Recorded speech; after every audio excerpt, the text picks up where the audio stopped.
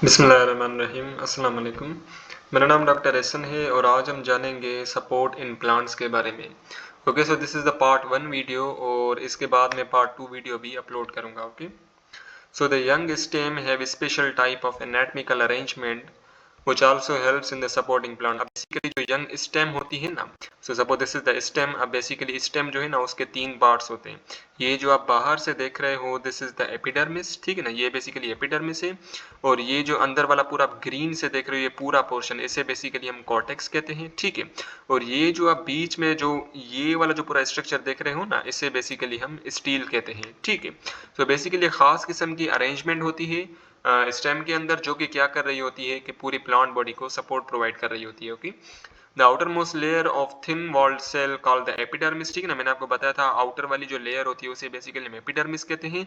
और एपिडर्मिस काफी सारे एपिडर्मल सेल से बनी हुई होती है, ठीक है। और जो एपिडर्मल सेल है ना वो थिन वॉल्ड सेल है, ठीक है, उनकी जो सेल वॉल होती है ना वो बहुत ही थिन होती है। Okay, so the region beneath the epidermis is generally called the cortex, ठीक है ना। सो एपिडर्मिस के बाद बेसिकली कॉर्टेक्स वाला रीजन आ जाता है and the central portion called the stele. और जो बीच वाला पोर्शन है ना उसे बेसिकली हम स्टील कहते हैं। ओके, और जो स्टील है ना उसके अंदर काफी सारे वेस्कुलर बंडल्स आ जाते हैं, ठीक है, वेस्कुलर टिश्यूज आ जाते हैं और कुछ दूसरे भी सॉफ्ट टिश्यूज आ जाते हैं, ठीक है। इसको मैं यहाँ पे बताऊं, सो suppose this is a steel, ठीक है ना, सो इसके अंदर वेस्कुलर बंडल्स आ जाते हैं। सो ये जो आप ब्लू से देख रहे हो ये वाला जो पूरा दिस इज द फ्लोएम, ठीक है।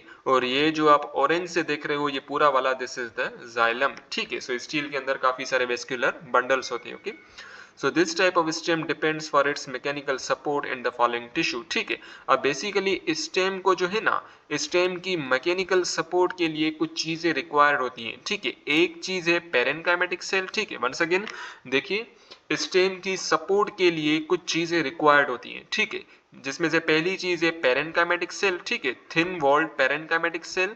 और ये पेरेनकाइमेटिक सेल जो है ना वो बेसिकली टर्जिड होने चाहिए ताकि वो क्या कर सके कि प्लांट बॉडी को सपोर्ट प्रोवाइड कर सके। Okay, then we have the thick walled collenchyma, ठीक है। कोलेनकाइमा क्या है, ये भी बेसिकली एक टिश्यूज है जो कि काफी सारे कोलेनकाइमेटिक सेल से बने हुए होते हैं, ठीक है। And these collenchymatous cells are the thick walled cell, ठीक है। Then we have the dead tissues called the sclerenchyma, ठीक है। स्क्लेरेनकाइमा ये भी बेसिकली एक टिश्यूज है जो कि काफी सारे स्क्लेरेनकाइमेटिक सेल से बने हुए होते हैं, ठीक है। और जो स्क्लेरेनकाइमेटिक सेल्स होते हैं ना वो बेसिकली डेड होते हैं। Okay, so the steel the cylindrical core of the vascular bundle, ठीक है। सो बेसिकली वेस्कुलर बंडल जो है ना ये स्टील के सेंट्रल कोर पे पाए जाते हैं, ठीक है। यानी कि आसान अल्फाज में समझाऊं तो ये जो वेस्कुलर बंडल्स है ना ये बेसिकली स्टील के अंदर पाए जाते हैं। Okay, so the parenchyma a type of simplest tissue found in the epidermis, cortex and the pith, ठीक है। अब बेसिकली जो पेरेन्काइमेटिक सेल्स है ना ये यहाँ एपिडर्मिस में भी पाए जाते हैं, ठीक है ना, यहाँ एपिडर्मिस में भी पाए जाते हैं, कॉर्टेक्स पे भी पाए जाते हैं और पिथ पे भी पाए जाते हैं। अच्छा, अब ये पिथ क्या है, पिथ बेसिकली कलेक्शन होता है काफी सारे टिश्यूज का, ठीक है। पिथ बेसिकली समझ लें बिल्कुल सेंटर पे, यहाँ पे जो स्टील है ना स्टील के बिल्कुल सेंटर पे काफी सारे टिश्यूज होते हैं, उन टिश्यूज को बेसिकली हम कहते हैं पिथ, ठीक है। सो उन पिथ के अंदर भी ये पेरेन्काइमेटिक सेल जो है ना वो पाए जाते हैं। Okay, so they are relatively unspecialised vegetative cell, ठीक है ना। पेरेन्काइमेटिक सेल जो है ना these are the vegetative cell, ठीक है। देखिए दो किस्म के सेल्स होते हैं, number 1 is the reproductive cell and number second is the vegetative cell, ठीक है। रिप्रोडक्टिव सेल क्या कर सकते हैं कि दूसरे प्लांट बॉडी को जनरेट कर सकते हैं, ठीक है। लेकिन वेजिटेटिव सेल क्या करते हैं कि प्लांट बॉडी को सपोर्ट प्रोवाइड करते हैं और ये दूसरी प्लांट बॉडी को जनरेट नहीं कर सकते, ठीक है। सो वेजिटेटिव सेल के अंदर रिप्रोडक्शन की प्रॉपर्टी नहीं होती। Okay, so the whole body of the lower plants which are the bryophytes is made up of these tissues, ठीक है ना। जितने भी ब्रायोफाइट्स है ना उनकी पूरी की पूरी बॉडी जो है ना वो बेसिकली पेरेन्काइमेटिक सेल से बनी हुई होती है। Okay, they usually have thin primary wall but no secondary cell wall, ठीक है। अब बेसिकली ये मैं पिछली वाली वीडियो के अंदर भी डिस्कस कर चुका हूँ। सो बेसिकली जो पेरेन्काइमेटिक सेल्स होते हैं ना उनके पास प्राइमरी सेल वॉल होती है, सेकेंडरी सेल वॉल नहीं होती, ठीक है ना। इनके पास बेसिकली लार्जर वैक्यूल होता है जो कि सराउंडेड होता है by the help of cytoplasm, ठीक है। So suppose this is a parenchymatous cell, this is a cell wall, this is a cell membrane, this is a nucleus and this is the vacuole, ठीक है ना। सो vacuole के surrounding में क्या है, vacuole के सराउंडिंग में बेसिकली साइटोप्लाज्म है। Okay, so they are loosely packed with the intercellular spaces in the leaves and green herbaceous stems। so basically ये parenchymatic cells जो है ना ये leaves के अंदर भी पाए जाते हैं और herbaceous stem के अंदर भी पाए जाते हैं, ठीक है।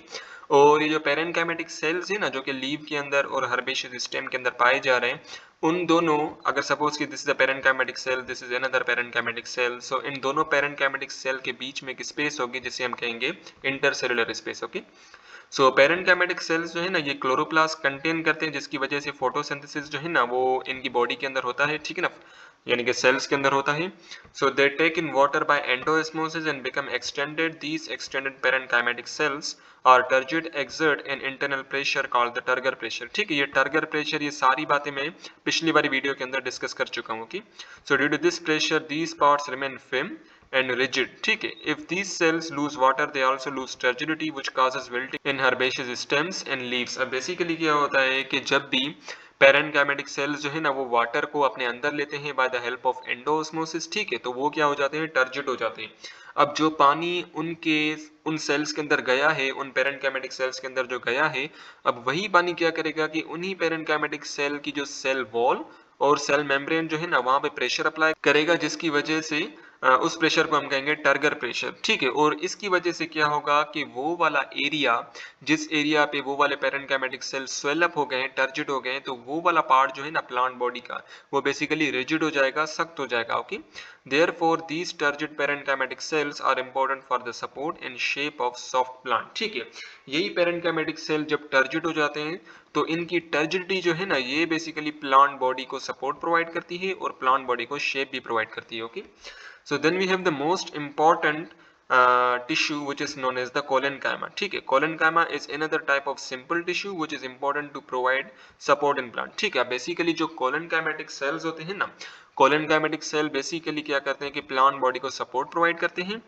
They are also living tissues which elongate, structurally similar to parenchyma except their walls and irregularly thickened, अब बेसिकली क्या होता है कि जो कोलिनकाइमेटिक सेल्स है ना, ये भी पेरेन्काइमेटिक सेल की तरह होते हैं। ठीक है ना, इनके पास भी बेसिकली प्राइमरी सेल वॉल होती है, लेकिन इनकी जो सेल वॉल होती है ना वो कुछ एरिया पे थिकेंड होती है। ठीक है, so suppose this is a cell wall, ये बेसिकली सेल वॉल है, this is a cell membrane and this is the nucleus of the collenchymatous cell. ठीक है, अब जो सेल वॉल होती है ना वो कुछ पॉइंट पे कुछ एरियाज बेसिकली से थिकन हो जाती है। ठीक है, सपोज यहाँ पे थिकन हो गई, यहाँ पे थिकन हो गई, यहाँ पे थिकन हो गई, सो यानी कि क्या हो रहा है, इरेगुलरली किस पॉइंट पे बेसिकली क्या हो रही है, वो थिकन हो रही है। ठीक है, अभी इरेगुलरली क्यों बोला, बिकॉज ये कुछ पॉइंट पे थिकन हो रही है, कुछ पॉइंट पे थिकन नहीं हो रही। ठीक है, सो इसे आप इस वाले डायग्राम पे देखें, सो ये वाला जो आप पॉइंट देख रहे हो ना, this is the thicken point. ठीक है, ये बेसिकली थिकन पॉइंट है and this is a central vacuole. ठीक है ना, ये बेसिकली सेंट्रल वैक्यूल है, this is a cell wall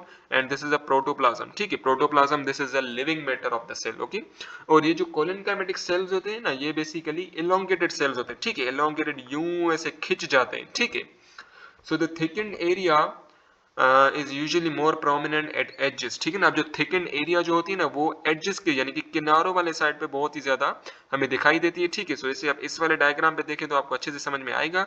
ये जो किनारे हैं ना इन कोलिनकाइमेटिक सेल के, इन किनारों पे बेसिकली क्या हो रहा है कि जो सेल वॉल हो रही है ना वो बेसिकली थिकन्ड हो रही है। Okay, so they function as an important supporting tissue in young plant. ठीक है ना, सो बेसिकली जो कोलिनकाइमेटिक सेल्स हैं ये यंग प्लांट को यानी कि जो ब्रायोफाइटिक प्लांट्स होते हैं उनको, और जो यंग प्लांट जो कि अभी अभी ग्रो कर रहे होते हैं उनको बेसिकली सपोर्ट प्रोवाइड करती है। ठीक है ना, स्टेम को भी सपोर्ट प्रोवाइड कर रही होती है और लीव्स के अंदर भी बेसिकली ये सपोर्ट प्रोवाइड कर रही होती है। ओके, अच्छा, इसको मैं यहाँ पे खत्म कर रहा हूँ। सो नेक्स्ट वीडियो के अंदर बेसिकली हम स्क्लेरेन्काइमा को डिटेल में डिस्कस करेंगे। ओके।